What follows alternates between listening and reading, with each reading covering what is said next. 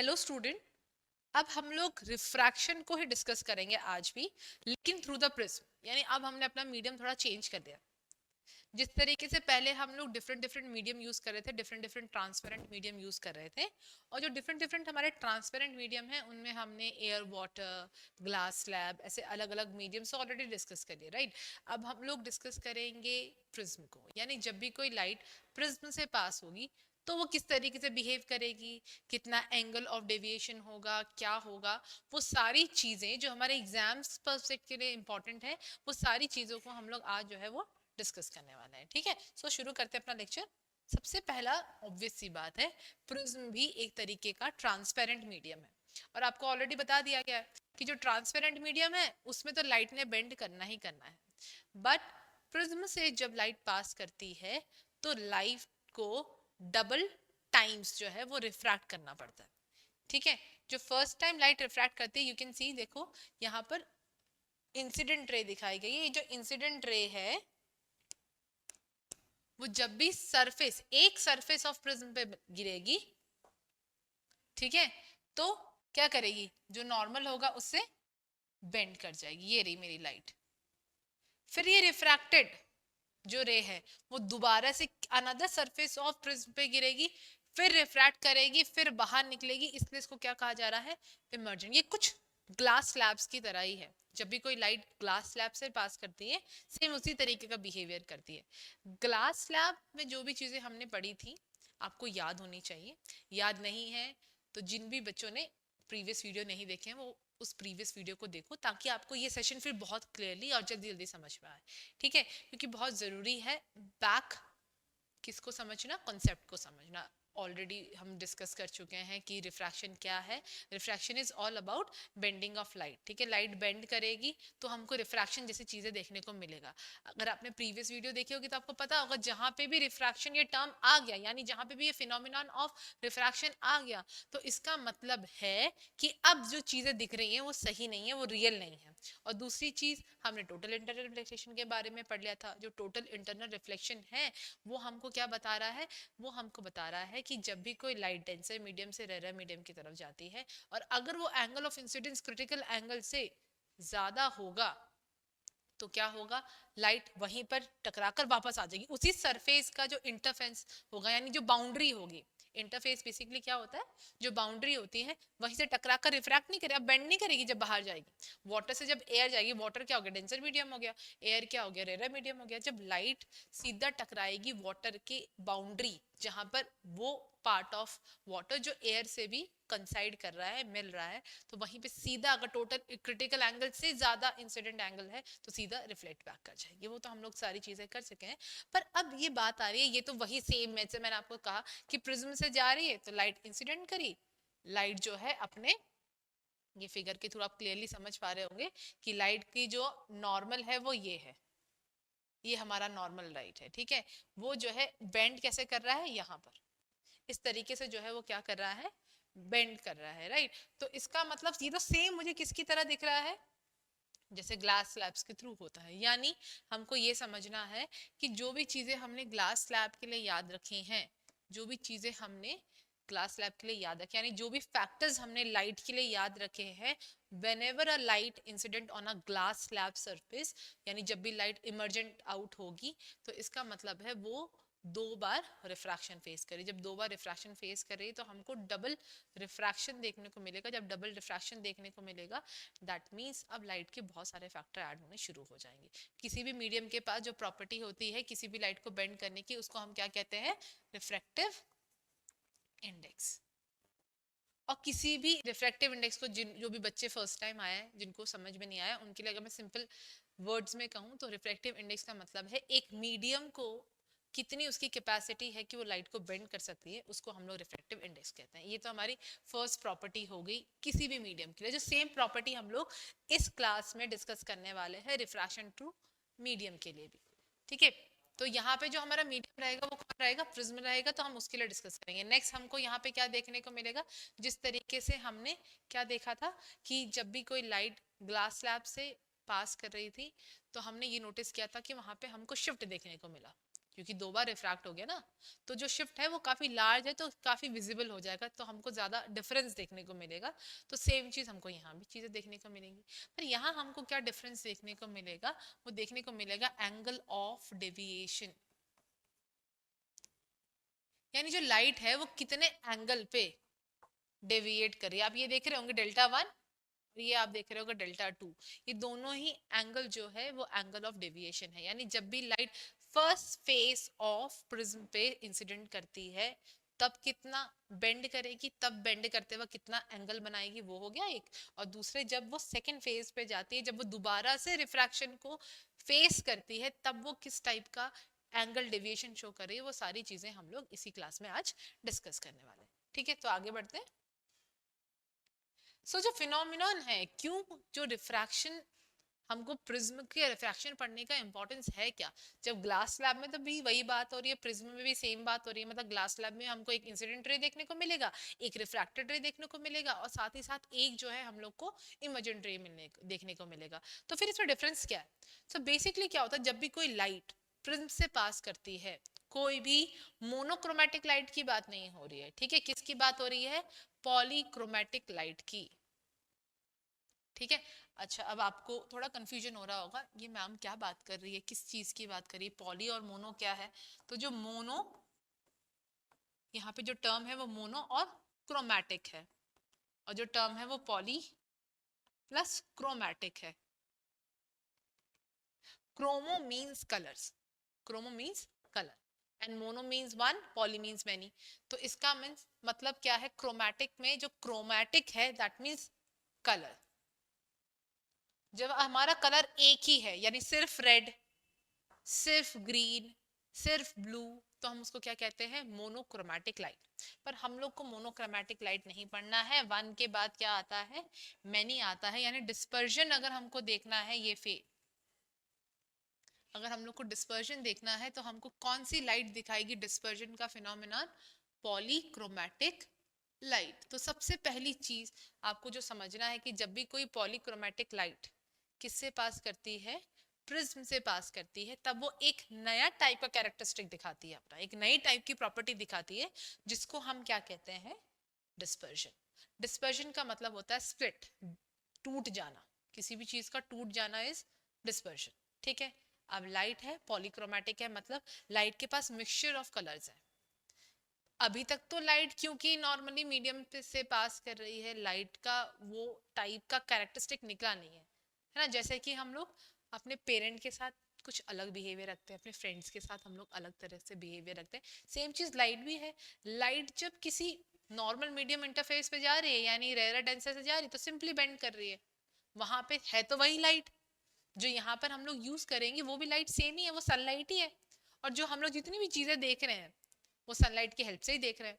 तो यानी अगर कोई लाइट एयर में है और वाटर की तरफ जाती है, तब भी लाइट बेंड कर रही है। पर वहां पर हमको क्या दिखाई दे रहा है, या तो टोटल इंटरनल रिफ्लेक्शन दिखाई दे रहा है, या फिर हमको रिफ्रैक्शन यानी अपेरेंट चीजें दिखाई दे रही हैं, जो चीजें रियल नहीं है वो सारी चीजें हम लोग को देखने को मिल रहा है। लेकिन जब भी कोई लाइट, पॉलीक्रोमेटिक लाइट इंसिडेंट करती है सरफेस ऑफ प्रिज्म पे, तो वो स्प्लिट हो जाती है। डिस्पर्जन का मतलब यहाँ पे क्या है, स्प्लिट यानी टूट जाती है। जब टूटेगी, यूजुअली हम लोग, मैंने आपको अभी बताया कि अर्थ के पास जो सोर्स ऑफ लाइट है that is sunlight. And sunlight को पॉली क्यों बोला है, क्योंकि वो एक से ज्यादा कलर यानी 7 कलर से बने हैं। तो जब भी कोई भी लाइट, व्हाइट लाइट का मतलब क्या है, वो लाइट जिसके पास 7 कलर्स मिक्स है। और जब भी कोई ये 7 कलर की मिक्सचर की लाइट, जैसे हम पॉलीक्रोमैटिक लाइट कर रहे हैं, ये पॉलीक्रोमैटिक लाइट प्रिज्म के सरफेस पे इंसिडेंट करेगी, तो वो स्प्लिट हो जाएगी, टूट जाएगी, किसमें, 7 कलर्स में। और किसके हेल्प से टूटेगी, प्रिज्म की हेल्प से। इसलिए हम इसको क्या कह रहे हैं, डिस्पर्शन। ठीक है, ऐसा एक नेचुरल फिनोमिनन भी हमको देखने को मिलता है, रेनबो, है ना। हम जो देख रहे हैं अपने आसपास रेनबो, इसका मतलब ये कोई जादू नहीं है। साइंस को जादू नहीं कह रहा है, साइंस कह रहा है क्या हुआ, जो रेन ड्रॉप्स हैं अब वो प्रिज्म की तरह एक्ट करने लगी। ठीक है, इसकी जो डिस्कवरी की थी डिस्पर्शन की, वो डिस्कवरी की है सर आइजैक न्यूटन ने। न्यूटन ने लोगों तक ये बात पहुंचाई है कि आप जो रेनबो देख रहे हो ना, ये कोई चमत्कार नहीं है, ये सिंपली एक नेचर का एक प्रोसेस है। जब भी कोई भी नेचर के प्रोसेस में कोई भी लाइट किसी प्रिज्म लाइक वाटर ड्रॉपलेट के आर पार हो जाएगी, तो क्योंकि वाटर ड्रॉपलेट अब प्रिज्म की तरह एक्ट कर रहा है, और हम ऑलरेडी सर आइजैक न्यूटन अपने डिस्पर्शन फिनोमिनन से ये बता चुके हैं कि जब भी कोई लाइट प्रिज्म जैसी सरफेस से क्या करेगी, इंसिडेंट करेगी, उसके आर पार जाएगी, इमर्ज आउट हो जाएगी, है ना। इमर्जेंट रे भी तो बनी थी जब हम लोग प्रिज्म का डायग्राम कर रहे थे। यहाँ देखो, यहाँ पे क्या हो रहा है, लाइट वापस, लाइट इंसिडेंट हुई, अंदर गई, अंदर जाके बाहर भी तो आ रही है, यानी लाइट तो बाहर आएगी, जब बाहर आएगी और 7 कलर्स में आएगी तो दैट इज डिस्पर्शन। ठीक है, सर आइजैक न्यूटन बस इतना ही बताना चाह रहे हैं डिस्पर्शन के थ्रू कि आप जो आसपास 7 कलर्स देख रहे हो वो क्या है, वो कोई चमत्कार नहीं है, that is a principle of science. और उसमें प्रिंसिपल साइंस का क्या लगता है कि लाइट जब भी किसी प्रिज्म लाइक मटेरियल से, ट्रांसपेरेंट मटेरियल से पास करती है, वो 7 कलर में टूट जाती है। अब हर किसी की चीज का भी कोई ना कोई कारण होता है, ठीक है। अब लाइट को इस तरीके से बिहेव करने का क्या कारण होता है, लाइट प्रिज्म में जाके ऐसा क्यों कर रही है, ग्लास स्लैब भी तो है, या बहुत सारे और भी तो ट्रांसपेरेंट मीडियम है, लाइट वहां पर क्यों नहीं 7 कलर शो कर रही। तो उसका रीजन अभी हम जानेंगे। सबसे पहले रीजन जो है वो है डिफरेंट वेवलेंथ। ठीक है, सबसे पहला रीजन क्या है, डिफरेंट वेवलेंथ। जो व्हाइट लाइट है, जो पॉलीक्रोमेटिक लाइट है, क्योंकि वो नंबर ऑफ लाइट से बनी है, बहुत सारी लाइटों से मिलके बनी है, जिसकी वजह से उसके पास अलग अलग कैरेक्टरिस्टिक्स हैं। ऑलरेडी मैं अपनी लास्ट क्लास में बता चुकी हूँ कि लाइट के पास कौन कौन से कैरेक्टरिस्टिक्स हैं। तो सबसे पहला लाइट के पास होती है वेवलेंथ। ठीक है, लाइट के पास क्या होता है, फ्रीक्वेंसी, और लाइट के पास क्या होती है, स्पीड। स्पीड तो मुझे लगता है आप में से बहुत सारे बच्चों को ये बात समझ में आ गई, स्पीड मतलब लाइट कितनी तेज चल रही है, कितनी धीरे चल रही है। जब वेवलेंथ की बात आती है तो हमेशा हमने इस तरीके से साइंस में एक टर्म निकाला है वेवलेंथ के लिए कि जब भी कोई लाइट ट्रैवल करेगी वो in a form of energy travel करेगी, और जितनी भी फॉर्म ऑफ एनर्जीज हैं वो दो ही टाइप में ट्रैवल करती है। मतलब एक जगह से दूसरी जगह किसी भी एनर्जी को जाना है, चाहे वो लाइट एनर्जी हो, हीट एनर्जी हो, चाहे कोई भी एनर्जी हो, अगर उसको एक जगह दूसरी जगह जाना है तो उसका जो फॉर्म होगा वो या तो लॉन्गिट्यूडनल इन नेचर होगा, यानी या तो वो लॉन्गिट्यूडनल वेव के फॉर्म में ट्रैवल करेगी या फिर वो ट्रांसवर्स वेव के फॉर्म में ट्रैवल करेगी। जब वो लॉन्गिट्यूडनल वेव के फॉर्म में ट्रैवल करेगी दैट मींस अब वहां पे प्रेशर डिफरेंस से धक्का मार मार के हम आगे बढ़ रहे हैं, high pressure to low pressure, high pressure to low pressure, इस तरीके से ट्रैवल हो रहा है कोई भी एनर्जी और वहां तक पहुंच पा रहा है। जैसे हम बात करते हैं किसकी, साउंड एनर्जी की। जो साउंड एनर्जी है वो बेसिकली लॉन्गिट्यूडनल पाथ को ट्रैवल करता है जब भी किसी भी मटेरियल से वो क्या कर रहा है, वाइब्रेट कर रहा है। ठीक है, नेक्स्ट हम आते हैं लाइट एनर्जी के। लाइट, अगर आपने हमारी फर्स्ट वीडियो देखी होगी रिफ्लेक्शन की, वहां मैंने फिर प्रॉपर्टी ऑफ लाइट बता रखा है कि लाइट किस नेचर का है, इलेक्ट्रोमैग्नेटिक इन नेचर का है। ठीक है, और जो भी इलेक्ट्रोमैग्नेटिक वेव्स होती हैं वो हमेशा ट्रांसवर्स फॉर्म में ही ट्रैवल करती है। अब ट्रांसवर्स फॉर्म मतलब जैसे लहरें होती है ना उस तरीके से, यानी एक जो लाइट होगा उसका एक उठा हुआ पार्ट होगा जिसको हम क्रेस्ट कहेंगे, और एक डाउनवर्ड पार्ट होगा जिसको हम लोग ट्रफ कहेंगे। जो क्रेस्ट और ट्रफ है, इसी तरह क्रेस्ट ट्रफ ऊपर नीचे करके जो है वेव्स अगर ट्रैवल कर रही है तो इस टाइप की वेव्स को क्या कहा जाता है, आपका ट्रांसवर्स वेव। ठीक है, अब क्या है, एक क्रेस्ट, दो क्रेस्ट, इन दो क्रेस्ट के बीच में जितना भी डिस्टेंस है उसी को हम क्या कहते हैं, वेवलेंथ। और एक ट्रफ और दूसरे ट्रफ के बीच में यहाँ इट्स और कंडीशन कि या तो तुम, अगर तुम्हें वेवलेंथ निकालना, या तो तुम दो क्रेस्ट ले लो और उसकी लेंथ को नाप लो, उसके बीच के डिस्टेंस को नाप लो, तो आपको वेवलेंथ मिल जाएगा किसी भी एनर्जी का, किसी भी इलेक्ट्रोमैग्नेटिक वेव का। ठीक है, लेकिन अगर आप ट्रफ ले रहे तो आप ट्रफ ले सकते हो, या आप क्रेस्ट ट्रफ भी ले सकते हो, आप बेसिकली लेंथ ही निकालना है। तो बेसिकली इसका मतलब क्या है, कोई भी हम सिंपल वर्ड में अगर इसको याद करना चाहे, वेवलेंथ का मतलब है कितना डिस्टेंस ट्रेवल कर सकती है एक लाइट। तो लाइट की वेवलेंथ जितनी ज्यादा होगी यानी लाइट वहां ज्यादा डिस्टेंस ट्रेवल कर पाएगी। लाइट की वेवलेंथ अगर कम होगी तो वो कम डिस्टेंस ट्रेवल करेगी, बहुत सिंपल सी बात है। ठीक है, तो इसका मतलब प्रिज्म में क्यों 7 कलर्स ही दिखाई दे रहे हैं, क्योंकि जो भी व्हाइट लाइट है उसके पास 7 डिफरेंट वेवलेंथ की लाइट्स। पहली बात तो ये। दूसरा, क्योंकि ये डिफरेंट इन नेचर है। हमने ऑलरेडी पढ़ा है कि जब भी कोई लाइट किसी ट्रांसपेरेंट मीडियम से जाती है, आर पार हो जाती है, तो चेंज किस में देखने को मिलता है, या तो उसकी स्पीड में जो कॉज ऑफ बेंडिंग बनता है यानी रिफ्रैक्शन बनता है, या फिर उसकी वेवलेंथ में हमको चेंज देखने को मिलता है। और वेवलेंथ और साउंड जो है वो प्रोपोर्शनेट है, डायरेक्टली प्रोपोर्शनेट है रिलेशन में। अगर हम लोग किसकी बात करते हैं, रिफ्रैक्टिव इंडेक्स की बात करते हैं, तो अगर हम देखते हैं डेंसर मीडियम की तरफ कोई भी लाइट जाएगी तो उसकी स्पीड कम हो जाएगी, यानी अगर कोई भी लाइट जिसकी वेवलेंथ कम है तो कोई भी मीडियम उसके लिए किस तरीके से एक्ट करेगा, एक रेयर मीडियम की तरह एक्ट करेगा, क्योंकि जो रिफ्रैक्टिव इंडेक्स है that is inversely proportional to the wavelength of light. ये रिलेशन है। इसको समझने के लिए आपको प्रीवियस वीडियोस देखनी पड़ेंगी, जो प्रीवियस पार्ट है रिफ्रैक्शन की, उसको देखोगे और जल्दी समझ में आ जाएगा कि किस तरीके से मैंने बताया, काफी एक्सप्लेनेटिव फॉर्म में बताया। ठीक है, अभी इतना एक्सप्लेनेशन नहीं कर सकते बिकॉज हम लोग रिफ्रैक्शन थ्रू प्रिज्म कर रहे हैं। तो अभी हमारा जो रहेगा वो सिंपल सी बात है कि कॉज ऑफ डिस्पर्शन क्या है, सबसे पहले कि लाइट के पास डिफरेंट डिफरेंट वेवलेंथ की फॉर्म है, और डिफरेंट डिफरेंट वेवलेंथ होने की वजह से जो कैरेक्टरिस्टिक ऑफ लाइट है, लाइट की स्पीड भी डिफरेंट हो जाती है, जैसा मीडियम दिखेगा लाइट उसी हिसाब से फिर ट्रैवल करने भी शुरू करेगी। ठीक है, फिर नेक्स्ट हमारे पास क्या होता है, जब ये डिफरेंट डिफरेंट कलर की वेवलेंथ वाली, यानी डिफरेंट कलर मतलब डिफरेंट वेवलेंथ वाली लाइट जब है प्रिज्म से पास करती है, तो क्योंकि इनको इनकी स्पीड भी अलग अलग है, ठीक है, इनकी वेवलेंथ भी अलग अलग, डिस्टेंस ट्रैवल करने की कैपेसिटी भी अलग अलग है, तो वो अलग अलग एंगलों में डिविएट करती है। डिविएट मतलब बेंड, ये टर्म समझ लेना। कहीं पे भी अगर आपको ये भारी भरकम शब्द डिविएट समझ में नहीं आ रहा है तो इसका मतलब है कि ये क्या है, बेंड होना है। डेविएट करना मतलब बेंड हो जाना। ठीक है, तो जितनी भी लाइट बेंड हुई उसके टाइम उसने जितना भी एंगल बनाया that is angle of deviation.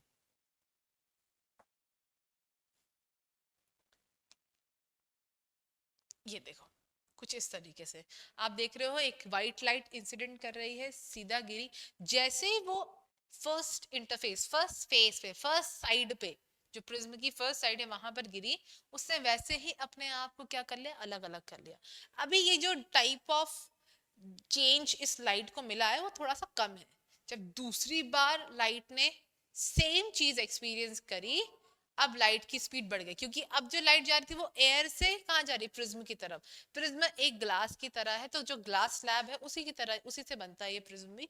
तो यहाँ पर क्योंकि डेंसर मीडियम है तो लाइट धीरे धीरे ट्रेवल करे, इसलिए आपको ज्यादा सेक्ट नहीं दिखेंगे, ज्यादा आपको कलर्स में डिफरेंस नहीं दिखेगा। जैसे ही डेंसर से कहाँ आएगी, रेरा मीडियम की तरफ आएगी, बिल्कुल खुली हो जाएगी, काफी तेज स्पीड में जाएगी, अलग अलग हो जाएगी। इसी को हम लोग डिस्पर्शन कहते हैं। ये कॉन्सेप्ट यहीं पर ही खत्म हो जाता है डिस्पर्शन का। ठीक है, नेक्स्ट आगे बढ़ते हैं। ये हमारा फिनोमिनन हो गया। अब हमको जो एग्जाम के लिए इम्पोर्टेंट है वो है डिस्पर्शन का जो कॉन्सेप्ट है वो किस तरीके से हम अप्लाई करेंगे on the basis of factor. तो क्या क्या फैक्टर है, कौन कौन सी चीज है जो किसी भी लाइट के डिस्पर्स होना यानी बाहर आकर जो 7 कलर्स में टूटना है उसको क्या कर सकती है, अफेक्ट कर सकती है। तो यहाँ पे सबसे पहला है एंगल ऑफ इंसिडेंस।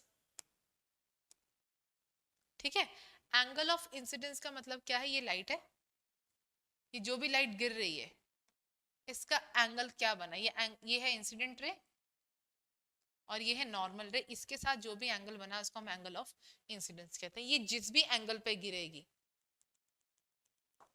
उतना ही लाइट बेंड करती रहेगी, यानी एंगल ऑफ इंसिडेंट जितना ज्यादा होगा, अगर आपने ग्लास स्लैब को देखा होगा तो क्या होता है कि जितना ज्यादा एंगल ऑफ इंसिडेंस होता है उतना ज्यादा बेंडिंग, उतना ज्यादा हमको लेटरल डिस्प्लेसमेंट देखने को मिलता है। जितना ज्यादा लेटरल डिस्प्लेसमेंट देखने को मिलता है दैट मीन्स उतना ही ज्यादा जो भी लाइट है वो डेविएट करेगी, यानी एंगल ऑफ डेविएशन भी ज्यादा बनाने वाली है। ठीक है, तो डिस्पर्शन में हमको ये याद रखना है किस चीज से, डेविएशन से। जितना ज्यादा एंगल ऑफ इंसिडेंस होगा उतना ही ज्यादा डेविएशन होगा। ठीक है, फिर नेक्स्ट आता है रिफ्रैक्टिव इंडेक्स। देखो डेविएशन मैंने पहले ही बताया, deviation is equals to bending. जिस तरीके से जो बच्चे कंटिन्यूअसली वीडियो देखते आ रहे हैं उनको तो बहुत क्लियर हो जाएगा कि रिफ्रैक्टिव इंडेक्स और बेंडिंग का क्या रिलेशन है।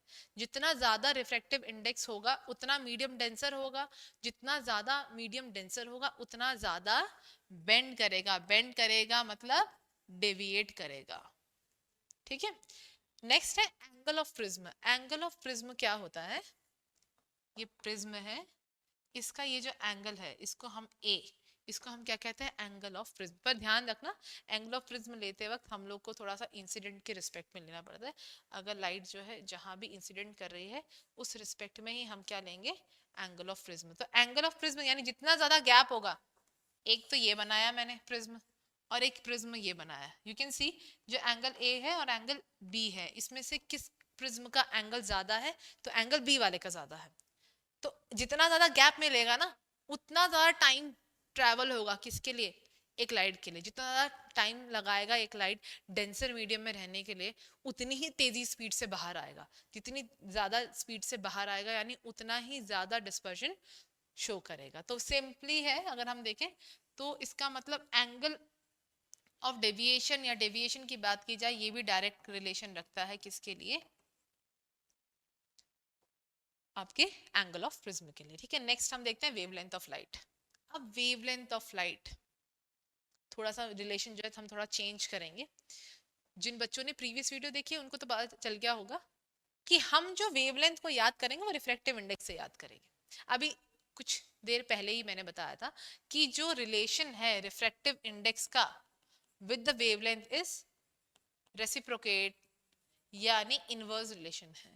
अगर वेवलेंथ ज्यादा है किसी लाइट की तो इसका मतलब जब भी वो किसी भी मीडियम में जाएगा तो वो मीडियम उसके लिए किसकी तरह एक्ट करेगा, ऐसे मीडियम की तरह, क्योंकि इसकी वेवलेंथ ज्यादा है तो वो मीडियम जो है उसके लिए रेयरर एक्ट करेगा जिसकी भी वेवलेंथ ज्यादा होगी। यानी रिफ्रैक्टिव इंडेक्स जैसे ही वो अंदर जाएगा तो रिस्पेक्टिव जो रहेगा वो क्या बन जाएगा, रेयरर बन जाएगा लाइट गई तो। ठीक है, तो इसका मतलब क्या हो जाएगा, क्योंकि रिफ्रैक्टिव इंडेक्स से डेविएशन डायरेक्टली प्रोपोर्शनल है और रिफ्रैक्टिव इंडेक्स जो है किससे, वेवलेंथ से इनवर्स रिलेशन रखता है, तो इसका मतलब डेविएशन भी क्या रखेगा, इनवर्स रिलेशन ही रखेगा। ठीक है, तो यानी लाइट बेंड जो है, डेविएट का मतलब लाइट जो है जितनी ज्यादा वेवलेंथ होगी उतना कम बेंड करेगी। ठीक है, जितनी कम वेवलेंथ होगी उतना ज्यादा बेंड करेगी। चलो हम जरा देखते हैं अपनी, अब आपको समझ में आ गया होगा किस तरीके से यहाँ पर ये स्पेक्ट्रम बना है। क्यों सबसे पहले हम लोगों को रेड लाइट ही देखने को मिला, जब ये व्हाइट लाइट आई प्रिज्म के अंदर क्यों सबसे पहले ऊपर रेड लाइट बना फिर लास्ट में वायलेट बना। अब तो बहुत चीजें क्लियर हो चुकी होंगी, हम ऑलरेडी पढ़ा, पर हम एक फैक्टर से पढ़ेंगे। ठीक है, एक फैक्टर से पढ़ने से क्या होता है ना, चीजें बहुत क्लियर हो जाती है। अगर आप पूरा फैक्टर एक साथ लगा दोगे तो मिक्स हो जाएंगी, है ना। तो हम मिक्स नहीं करेंगे कॉन्सेप्ट को, हम एक ही फैक्टर से याद करेंगे और वो फैक्टर आपके लिए होगा वेवलेंथ।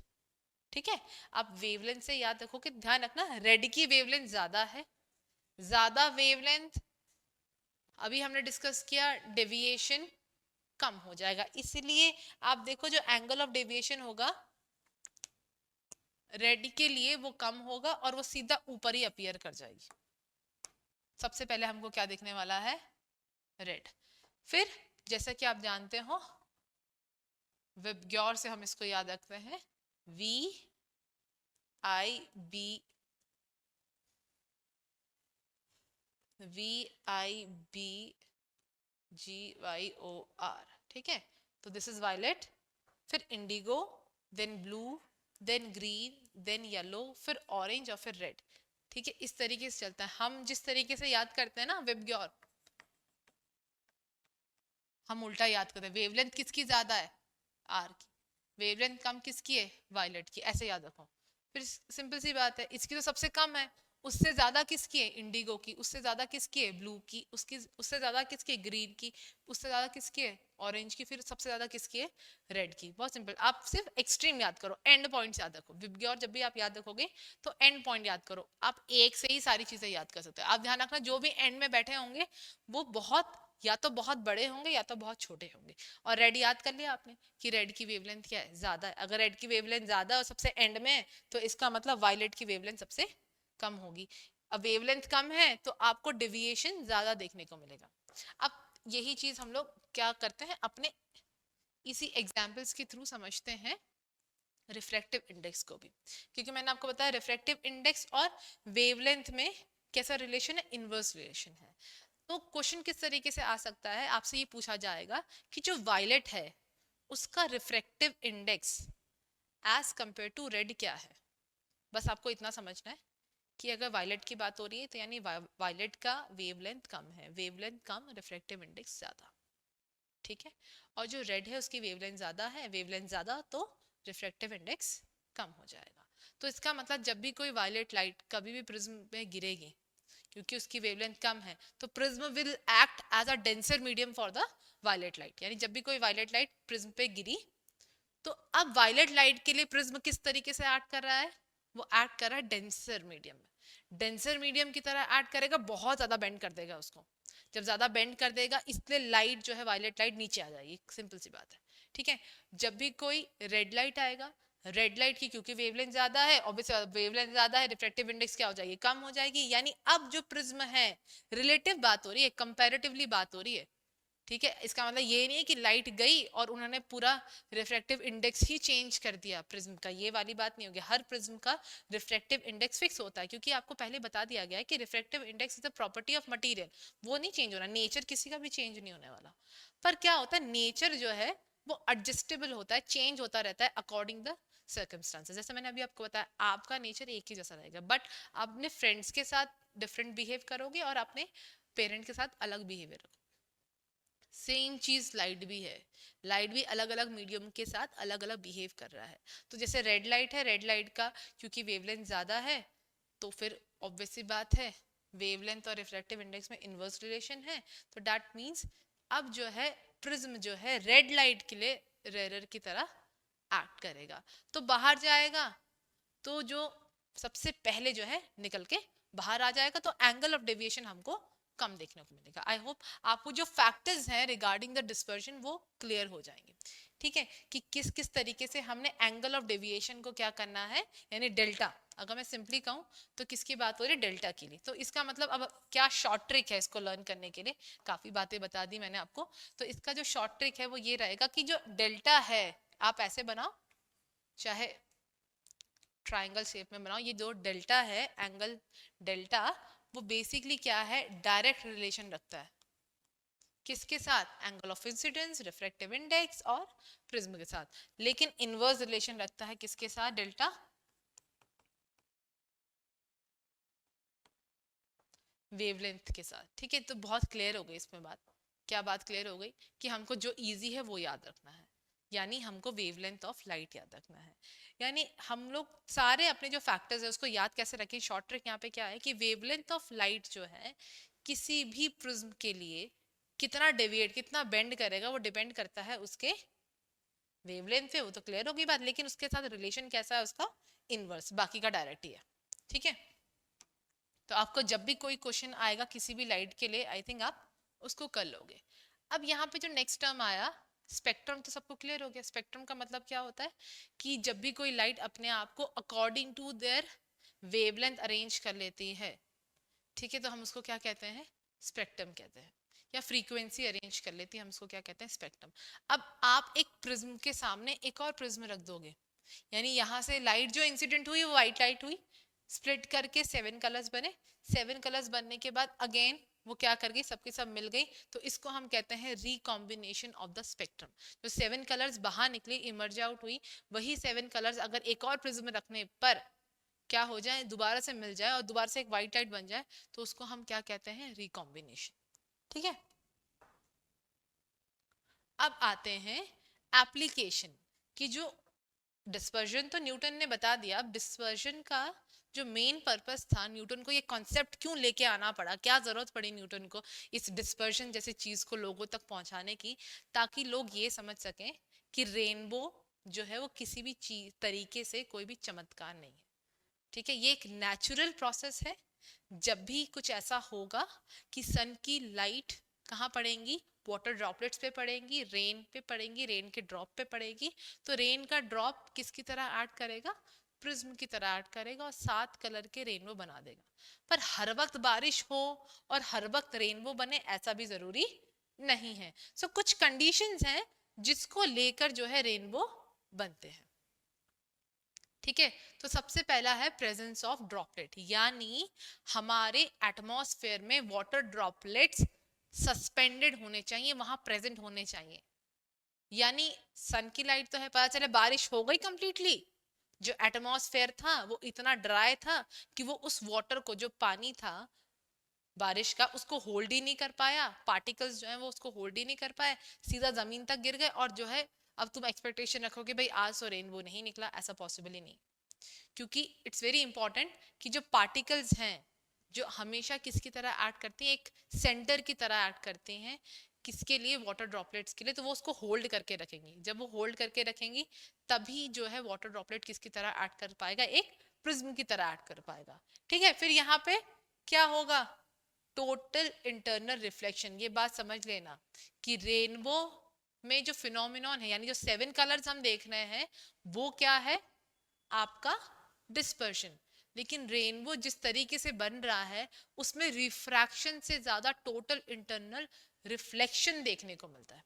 ठीक है, और दूसरी चीज है सनलाइट, यानी आपको रेनबो तभी दिखेगा जब सन आपके पीछे होगा, कोई भी ऑब्जर्वर है उसके बिहाइंड होना चाहिए, उसके पीछे होना चाहिए सन, तभी वो क्या कर सकता है, रेनबो को देख सकता है। बाकी लोग जिन, अगर आप सोचो आप सन के एकदम ऑपोजिट खड़े खड़े हो गए और आप सोचो कि भाई अब तो हमें रेनबो नहीं दिख रहा है, यानी सर आइजैक न्यूटन ने जो भी बातें बोली डिस्पर्जन के लिए, जो कहा कि भाई रेनबो एक नेचुरल फिनोमिनॉन है, और वो तो नहीं है, भगवान का आज मन ही नहीं हुआ कि रेनबो बनाए, पर ऐसा नहीं है, आप गलत डायरेक्शन में खड़े हो, जो ऑब्जर्वर है वो गलत डायरेक्शन में खड़ा है। अगर उसको रेनबो ऑब्जर्व करना है तो उसको, उसके लिए जो सन होना चाहिए वो उसके पीछे होना चाहिए। तो ये दो कंडीशन है जिससे रेनबो जो है वो फॉर्म होता है। और आप ये समझो, जब रेनबो फॉर्म होता है तो जो लाइट है वो 2 बार क्या करती है, रिफ्रैक्शन फेस करती है।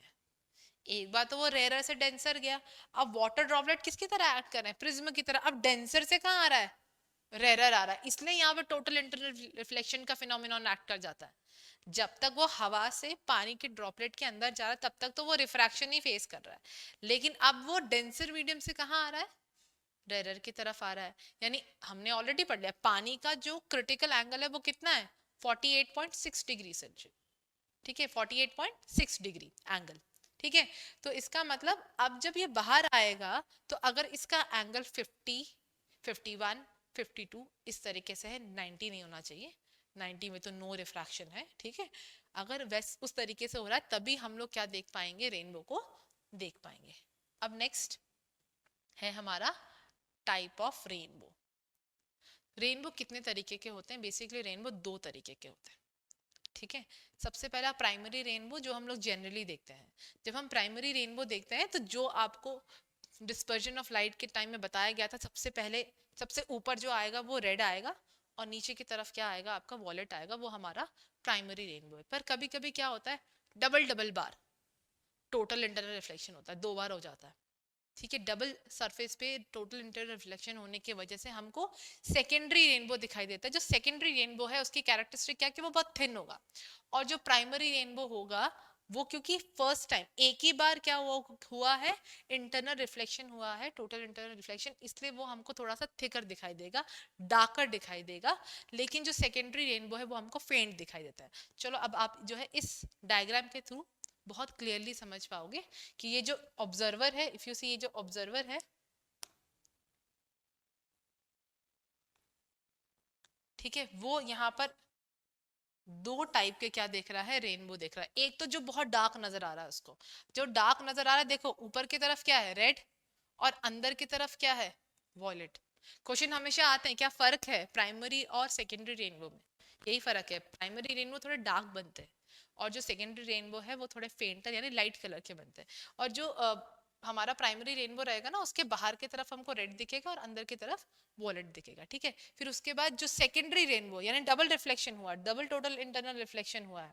ठीक है, डबल टोटल इंटरनल रिफ्लेक्शन होने की वजह से एक फेंटर, एक और रेनबो मिलेगा, उसी के पीछे एक और रेनबो मिलेगा। जब तुम देखोगे तो यहाँ पर तुमको कौन सा कलर दिखाई दे रहा है, वॉयलेट, और अंदर की तरफ कौन सा दिखाई देगा, रेड। यही डिफरेंस है किसमें, एक प्राइमरी और सेकेंडरी रेनबो में। ठीक है, आज का जो सेशन था वो completely refraction through the prism का था।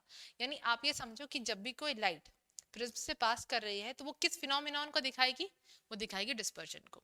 जब डिस्पर्जन दिखाएगी तो हमको एक नेचुरल फिनोमिनॉन याद आना चाहिए, दैट इज रेनबो। और रेनबो हमारे दो टाइप के होते हैं, एक प्राइमरी और सेकेंडरी। याद क्या रखेंगे, जनरली जिस तरीके से जब भी कोई लाइट प्रिज्म से पास होती है सबसे ऊपर रेड और फिर नीचे हमको वॉलेट दिखाई देता है, सेम इसी तरीके के अरेंजमेंट में हमको क्या दिखाई देगा, प्राइमरी रेनबो। ठीक है, और जो जब सेकेंडरी रेनबो दिखाई देने की बात आएगी तो वो थोड़ा फेंटर लाइट कलर का होगा। ठीक है, ऊपर की तरफ यू कैन सी ऊपर की तरफ वायलेट है और नीचे की तरफ रेड है। आज का सेशन जो कंप्लीटली किसके बेस था, रिफ्रैक्शन थ्रू द प्रिज्म यानी डिस्पर्जन पर। आई होप आपको क्लियर हुआ होगा। आपकी जो भी डाउट्स हैं वो आप कमेंट कर सकते हो। ठीक है, मैं आपके डाउट्स को क्लियर कर दूंगी। Thank you.